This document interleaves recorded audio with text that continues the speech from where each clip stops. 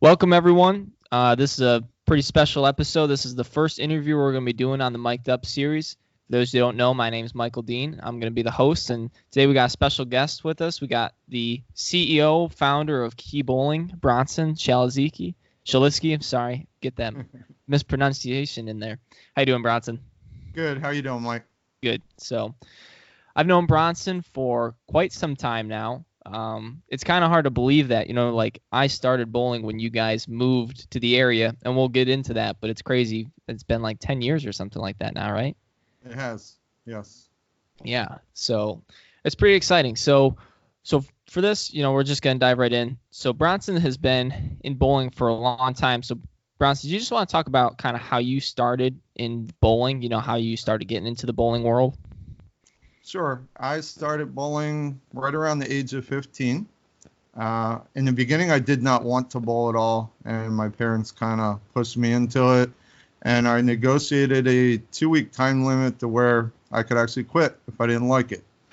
Well, needless to say, I did not quit and quickly took a liking to the game. And from there, it took me a couple of years to progress and obviously improve. Once I was like 17, I started getting coaches and improved quite quickly, and obviously found the love for the game. Still bowling here many years later. Yeah. What kind of coaches and coaching did you get, when you were hitting 17, 18?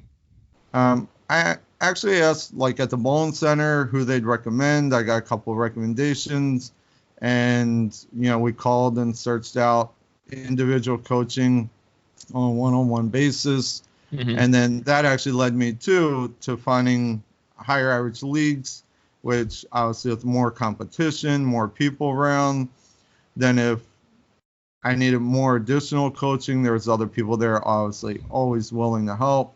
Yep. And I grew up bowling in Baltimore, so there was a lot of people around, a lot of great talent. Yeah, that's what I was just going to ask. Helped like, me. how was the scene down there, when you were growing up?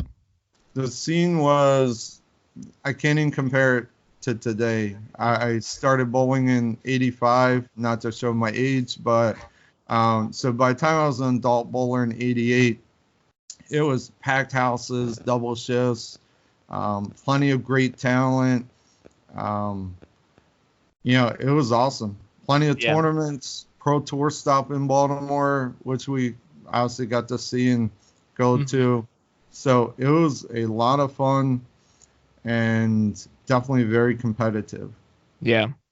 Yeah, it's pretty sweet. Like I was describing, just the scene down there, pro tour stops, like, even in a relatively populated area, like, around here, in the Binghamton area or in the Syracuse area, the state of New York, there's not really like a whole lot of like pro tour stops, even like regional stops.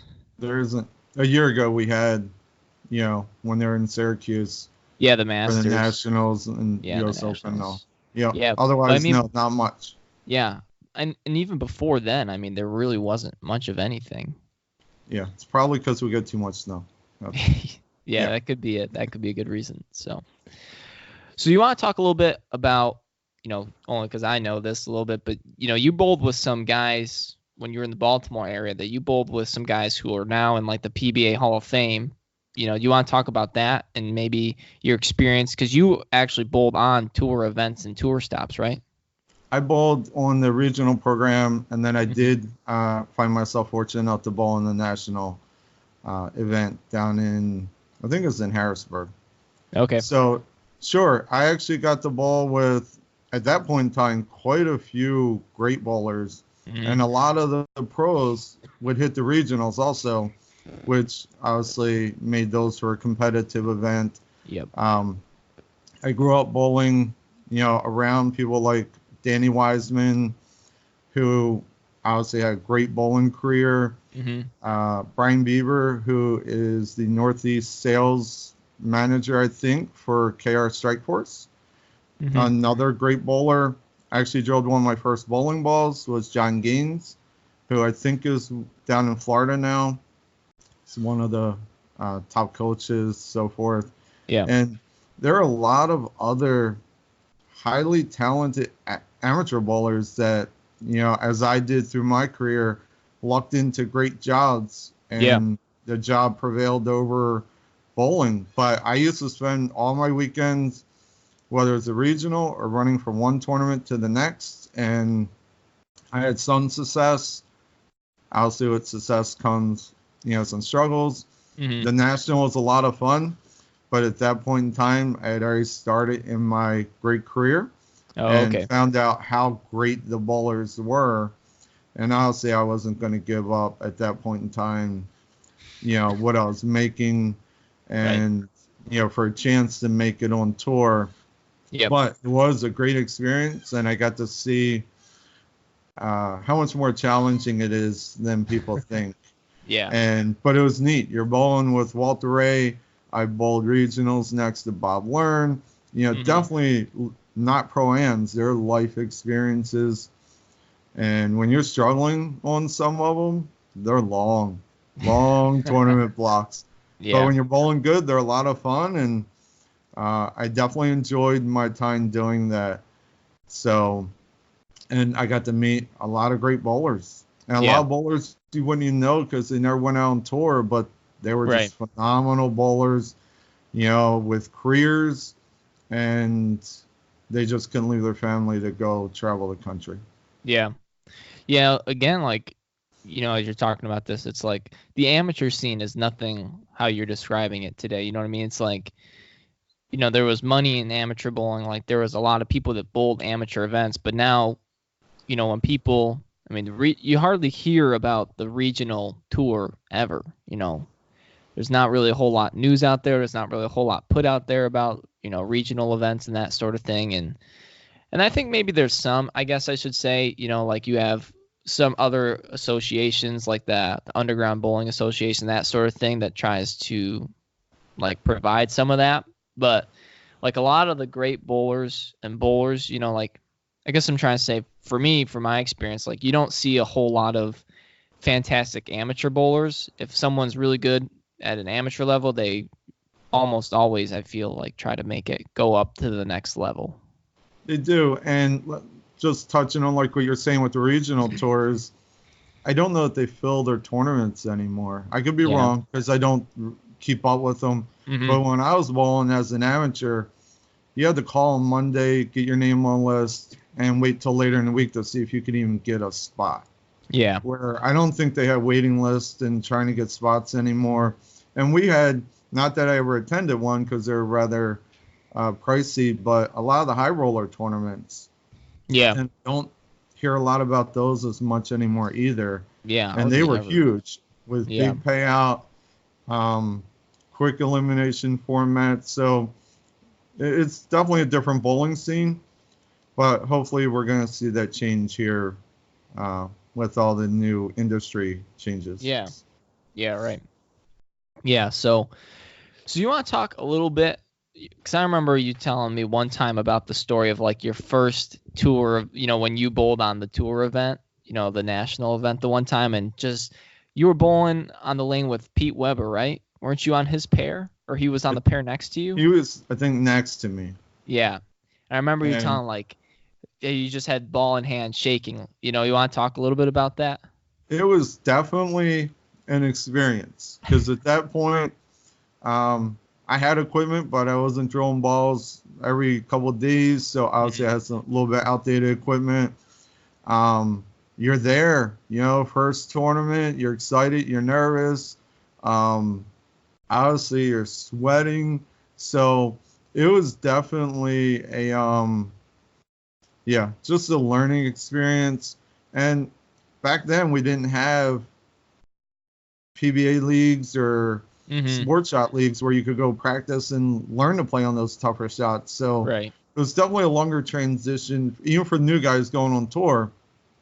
A lot of them could have a year where they're just learning the ropes, learning how to play. Mm-hmm. So in a one tournament, the challenge was there.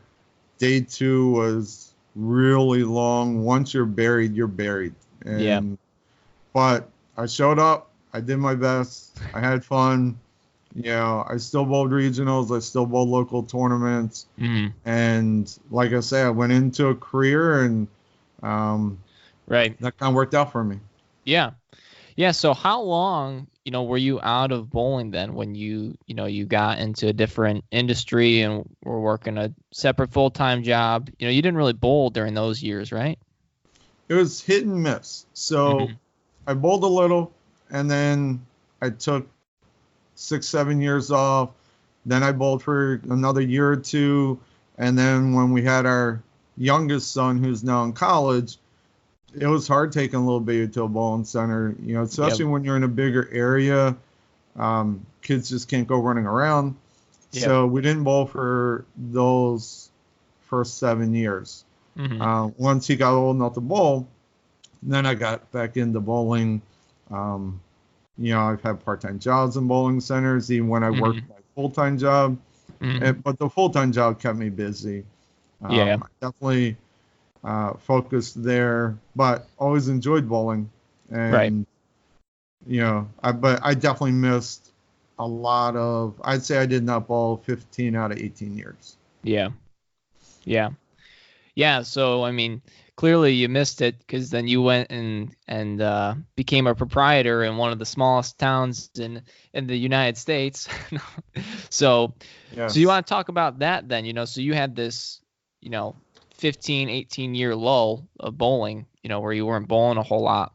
And Yep. then, so what made you want to get just pure missing the game and the love of the game? And So obviously I love the game, but Mhm. the company that I worked at was sold, and the owners that took over, it was just all about money. Went from being, Mhm. I started with the company when it was the owner and myself. Two grew to 80. It was a Oh, nice, wow. family business in a sense, and you're treated as a person. Well, the new Yep. company came in, you're no longer a person, Yep. and they want to pick apart pieces, and it just became about profit Right. and funding some other pieces. So after that happened, I decided it was time to chase my dream of owning a bowling center. Yeah. And we tried to go south where it was warmer, and in the end, for what we're looking for, we ended up way north. And we've been here for about 10 years. We are in a small town. I think population might be 2,000 people. Um, but there's no other entertainment in town, so Mhm. we do capture a good piece of that. We're very entertainment based, but Mhm. it's been good. I like being back around bowling. Owning a bowling center has a lot of pluses. People come here to have a good time, so you Yep. can't beat that. People are here to have fun. Right. The bowling. The drawbacks are there's a lot of hours. So if you're a Yeah. bowler and want to buy a bowling center, think hard, because by the time you work your 80 plus hours a week, you probably aren't feeling like bowling. And that's kind Yeah. of what happened to me over the last 5, 6 years is I bowl once a week, a league, practice, but the Mhm. rest of the time I'm out in the center working, endless hours. And by the time you're done, and now that I'm older, you don't really feel like picking the ball up at times. So, Yep. but it's definitely a fun, great for a younger person, fun industry to be in. Um, and I think obviously there's other areas where bowling is huge, Yep. but up here there's nothing to do in the winter. Yep. Snow's on the ground already here mid-November, and probably still be here in April. Yep. Yep. Definitely. Sometimes may. Thanks for tuning in. If you want the full conversation that I had with Bronson, you can head over to our Patreon page at K2U Bowling Studio, where there you'll find the full interview. We'll be having some more interviews with other bowling professionals down the road. We're doing ball reviews. We've got a monthly publication, and I do a weekly podcast there. So I'll leave a link down in the description below, but that's K2U Bowling Studio if you want the full thing. Thanks, and we'll see you next time.